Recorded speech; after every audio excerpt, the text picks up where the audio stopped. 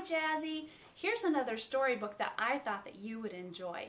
This story is called Chrysanthemum. The day she was born was the happiest day in her parents' lives. She's perfect, said her mother. Absolutely, said her father. And she was. She was absolutely perfect. Her name must be everything she is, said her mother. Her name must be absolutely perfect, said her father. And it was. Chrysanthemum. Her parents named her Chrysanthemum. Chrysanthemum grew and grew and grew, and when she was old enough to appreciate it, Chrysanthemum loved her name. She loved the way it sounded when her mother woke her up. She loved the way it sounded when her father called her for dinner. And she loved the way it sounded when she whispered it to herself in the bathroom mirror. Chrysanthemum, chrysanthemum, chrysanthemum. Chrysanthemum loved the way her name looked when it was written in ink on an envelope. She loved the way it looked when it was written with icing on her birthday cake. And she loved the way it looked when she wrote it herself with her fat orange crayon. Chrysanthemum, chrysanthemum, chrysanthemum. Chrysanthemum thought her name was absolutely perfect. And then she started school. On the first day, Chrysanthemum wore her sunniest dress and her brightest smile. She ran all the way. Hooray, said Chrysanthemum, school! But when Mrs. Chud took roll call, everyone giggled upon hearing Chrysanthemum's name. It's so long, said Joe. It scarcely fits on your name tag, said Rita, pointing. I'm named after my grandmother, said Victoria. You're named after a flower. Chrysanthemum wilted. She did not think her name was absolutely perfect. She thought it was absolutely dreadful. The rest of the day was not much better. During nap time, Victoria raised her hand and informed Mrs. Chud that Chrysanthemum's name was spelled with 13 letters. That's exactly half as many letters as there are in the entire alphabet, Victoria explained. Thank you for sharing that with us, Victoria, said Mrs. Chud. Now put your head down. If I had a name like yours, I'd change it, Victoria said, as the students lined up to go home. I wish I could, thought Chrysanthemum miserably. Welcome home, said Mother. Welcome home, said Father. School is no place for me, said Chrysanthemum. My name is too long. It scarcely fits on my name tag, and I'm named after a flower. Oh, pish, said her mother. Your name is beautiful, and precious, and priceless, and fascinating, and winsome, said her father. It's everything you are, said her mother. Absolutely perfect, said her father. Chrysanthemum felt much better after her favorite dinner, macaroni and cheese with ketchup, and an evening filled with hugs and kisses and parcheesi. That night, Chrysanthemum dreamed that her name was Jane. It was an extremely pleasant dream. The next morning, Chrysanthemum wore her most comfortable jumper. She walked to school as slowly as she could. She dragged her feet in the dirt. Chrysanthemum, chrysanthemum, chrysanthemum, she wrote.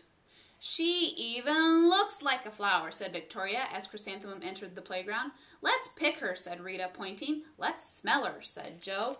Chrysanthemum wilted. She did not think her name was absolutely perfect. She thought it was absolutely dreadful. The rest of the day was not much better. During nap time, Victoria raised her hand and said, A chrysanthemum is a flower. It lives in a garden with worms and other dirty things. Thank you for sharing that with us, Victoria, said Mrs. Chud. Now put your head down. I just cannot believe your name, Victoria said as the students lined up to go home. Neither can I, thought Chrysanthemum miserably. Welcome home, said Mother. Welcome home, said Father. School is no place for me, said Chrysanthemum. They said I even look like a flower. They pretended to pick and smell me. Oh, pish, said Mother. They're just jealous, and envious, and begrudging, and discontented, and jaundiced, said her father. Who wouldn't be jealous of a name like yours, said her mother. After all, it's absolutely perfect, said her father. Chrysanthemum felt a trifle bit better after her favorite dessert, chocolate cake with buttercream frosting, and another evening filled with hugs and kisses and parcheesi. That night, Chrysanthemum dreamed that she really was a chrysanthemum. She had sprouted leaves and petals. Victoria picked her and plucked the leaves and petals one by one until there was nothing left but a scrawny stem. It was the worst nightmare of Chrysanthemum's life. Chrysanthemum wore her outfit with 7 pockets the next morning. She loaded the pockets with her most prized possessions and her good luck charms. Chrysanthemum took the longest route to school. She stopped and stared at every flower. Chrysanthemum, chrysanthemum, chrysanthemum, the flowers seemed to say. That morning the students were introduced to Mrs. Twinkle, the music teacher. Her voice was like something out of a dream, as was everything else about her. The students were speechless. They thought Mrs. Twinkle was an indescribable wonder. They went out of their way to make a nice impression. Mrs. Twinkle led the students in scales. Then she assigned roles for the class musical. Victoria was chosen as the dainty fairy queen. Rita was chosen as the spiffy butterfly princess. Jo was chosen as an all-important pixie messenger. And Chrysanthemum was chosen as a daisy. Chrysanthemum's a daisy, chrysanthemum's a daisy, Jo, Rita, and Victoria chanted, thinking it was wildly funny. Chrysanthemum wilted. She did not think her name was absolutely perfect. She thought it was absolutely dreadful. What's so humorous? Asked Mrs. Twinkle. Chrysanthemum was the answer. Her name is so long, said Jo. It scarcely fits on her name tag, said Rita, pointing. I'm named after my grandmother, said Victoria. She's named after a flower.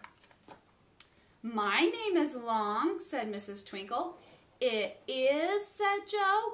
My name would scarcely fit on a name tag, said Mrs. Twinkle. It would, Rita said, pointing. And, said Mrs. Twinkle, I'm named after a flower, too. You are, said Victoria.